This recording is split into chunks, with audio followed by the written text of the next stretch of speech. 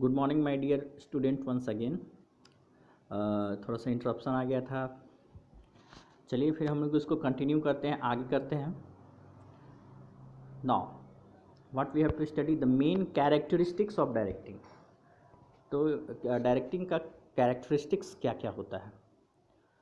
तो first of all है directing initiate action. अगर मान लीजिए कि आपको घर में ही कुछ रिनोवेशन का काम कराना है, चाहे मरम्मत का काम कराना है, और आपको कहा जा रहा है कि आप जाइए बाज़ार से एक मज़दूर को ले आइए, एक मिस्त्री को ले आइए। तो आप बाज़ार गए, उसके बाद उसको ले आए, और ले आने के बाद आप सबसे पहले क्या कीजिएगा, उसको बताइएगा समस्या क्या है, किस तरह से करना है काम, वो बताइएगा। तो that is what directing initiate action. Initiate मतलब एक्शन का शुरुआत करता है directing.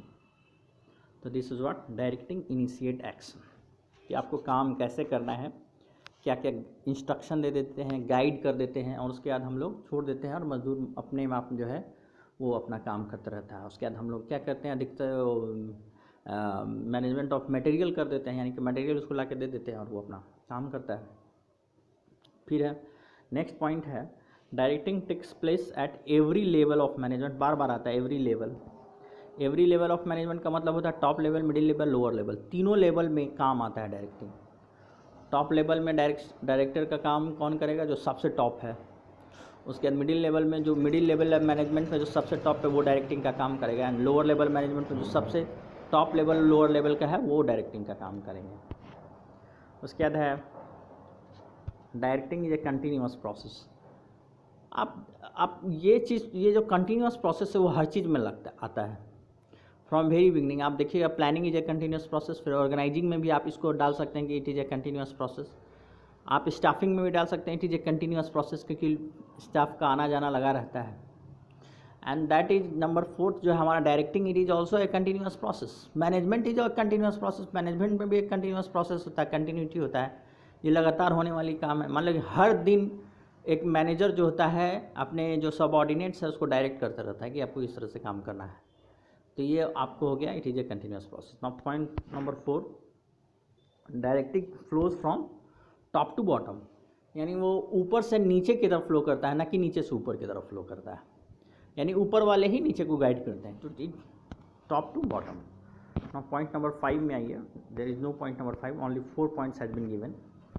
Now that is importance of directing. आइए कि ये डायरेक्टिंग का इम्पॉर्टेंस क्या है। The importance of directing can be understood by the fact that every action in an organization is initiated through directing only। यानी हर एक्शन जो है initiated शुरू होता है डायरेक्टिंग से। Directing guides towards achievement of common objectives through directing managers not only tell the people in the organization as to what they should do, when they should do and how they should do, but also see that their instructions are implemented in proper perspective। कहने का मतलब केवल direction का जो काम है ये केवल इस बात पर ये नहीं है कि हम केवल बोल के छोड़ दिए, बल्कि इसको और ऑब्जर्व भी करना है कि कहाँ तक हमारा इंस्ट्रक्शन को फॉलो किया जा रहा है। आपको लगता होगा कि नहीं इंस्ट्रक्शन दे दिया और छोड़ दिया और काम हो गया, ऐसा नहीं है बिल्कुल। हमारे विद्यालय में देखिए, हमारे खुद के क्लास में जो 8 बच्चे हैं उसको जो इंस्ट्रक्शन दे दिया जाए तो फिर वो लोग क्या करते हैं, ऐसा नहीं है कि लोग खुद अपने से काम करने लगते हैं। वो क्या करते हैं, एक दूसरे का देखा देखी शुरू करते हैं कि तुमने कैसे किया, आप कैसे कर रहे हो। और ज़्यादा इंटरेस्ट तो ये होता है कि सामने वाला कैसे कर रहा है। हमने भी देखा था कि जब असाइनमेंट प्रोजेक्ट दे दिया जा रहा है तो एक बच्चा प्रोजेक्ट बना रहा है और बाकी सब उसका कॉपी कर रहा है। तो आप क्या पाते हैं कि एक्चुअल में एक्शन इनिशिएट करने का कैपेसिटी किसी में है ही नहीं। वो लोग कभी सोचते भी नहीं है कि हम किस तरह से लीड करें, हमारे में इनोवेटिव आइडिया इसके बारे में नहीं सोचते हैं। एक काम किया और उसी की तरह सब फॉलो करते हैं। तो यही चीज़ जो है, ऐसा नहीं है कि केवल स्कूल में बच्चों में ये होता है, ये आप जाइए समाज में भी ऐसा ही होता है, और पॉलिटिक्स में भी ऐसा ही होता है। पॉलिटिक्स का तो अभी मैं स्टडी कर रहा हूँ लगातार, तो बड़ा नया नया चीज़, बड़ा इंटरेस्टिंग चीज़ समझ में आता है, जिसको अभी हम डिस्कस नहीं करेंगे क्योंकि ये हमारा अभी टॉपिक नहीं है, टॉपिक ऑफ डिस्कशन नहीं है, इसलिए हम इसको डिस्कस नहीं करेंगे। तो ऑर्गेनाइजेशन में भी ऐसा ही होता है कि भाई एक आदमी किया और उसके पीछे पीछे सब लोग उस तरह से कर रहे हैं, उस तरह से कर रहे हैं, अब एक मैनेजर ने क्या बोला है इस बात का वैल्यू ही ख़त्म हो जाता है और उसका जो है देखा देखी चालू हो जाता है। एक ने जैसा क्या उसी तरह से सब करने लगते हैं।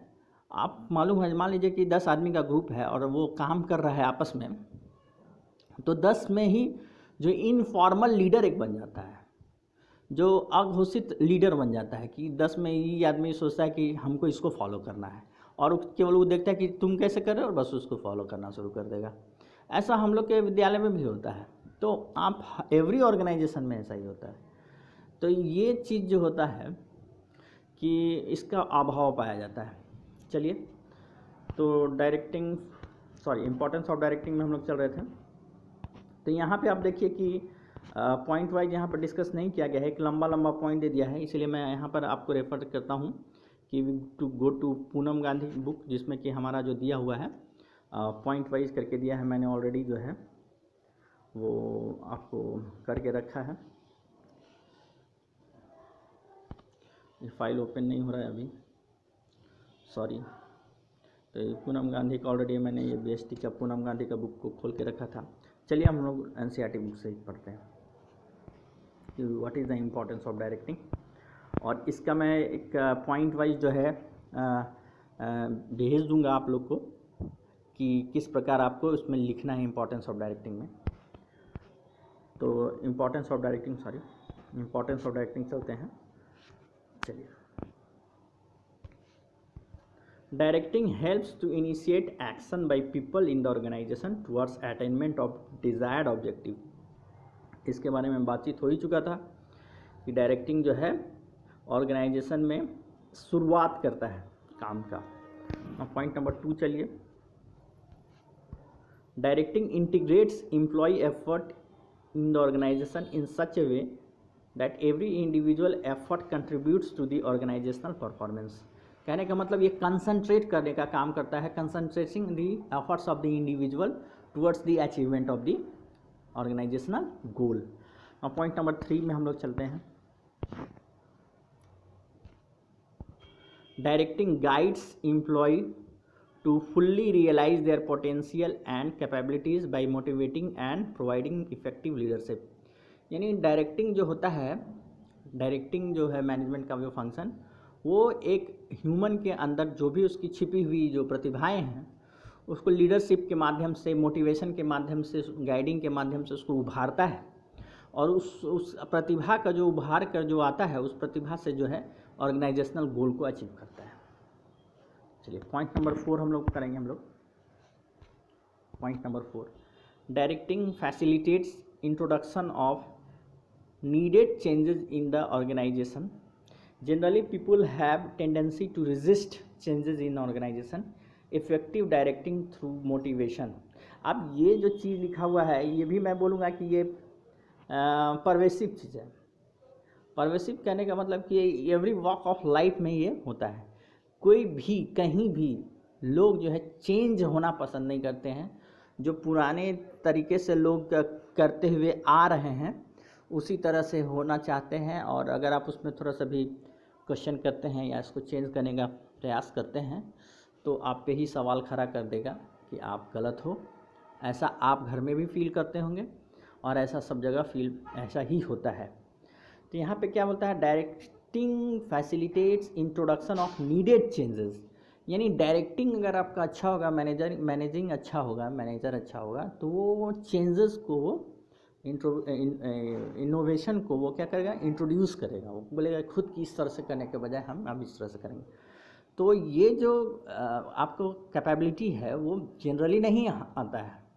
मैं आपको अभी आपका एक एग्जांपल देता हूँ कि अभी जो आप लोग स्टडी को क्या समझते हैं, स्टडी में समझते हैं कि भाई पढ़ाई हो गया, उसको हम समझ गए, होमवर्क मिला, घर में असाइनमेंट बना लिए, कॉपी बन गया, बढ़िया से चेक करा लिए, यही स्टडी है। नहीं, this is a part of study. केवल स्टडी ये नहीं होता है। स्टडी का मतलब होता है कि आप में छिपी प्रतिभाओं को बनाना और चेंज करना। क्योंकि देखिए शुरू से ही पढ़ाई का जो जरिया है वो इसी तरह से होता आया है। तो लोग यही सोचते हैं कि याद करके लिखना है, नहीं, ये चीज़ें नहीं है। अब आपके ज़माने में सारी चीज़ें चेंज होते जा रही हैं। तो इस तरह से ये पॉइंट हो गया पॉइंट नंबर 4। ना पॉइंट नंबर 5 क्या है, effective directing helps to bring stability and balance in the organization since it fosters cooperations and commitment among the people and helps to achieve balance among various groups, activities and the departments. कहने का मतलब कि directing ऐसे इसलिए भी बहुत important है क्योंकि ये ऑर्गेनाइजेशन के अंदर जितनी भी गतिविधियां हैं, चाहे वो मैनेजमेंट ऑफ पीपल हो, चाहे मैनेजमेंट ऑफ वर्क हो, चाहे मैनेजमेंट ऑफ मटेरियल हो, ये तीनों से संबंध जो भी चीज़ है उसको चेंज करने में, उसको बैलेंस करने में जो है सहायता करता है. तो these are the importance of staffing. इस 5 पॉइंट्स में हम लोग समझे हैं. तो आई होप कि आपको इतना दूर समझ में आया होगा. तो यहीं पर हम अपना वीडियो को अभी समाप्त करें. सेकंड वीडियो में भी हम देखेंगे जो नेक्स्ट हमने जो टॉपिक पढ़ना है उसको देखेंगे.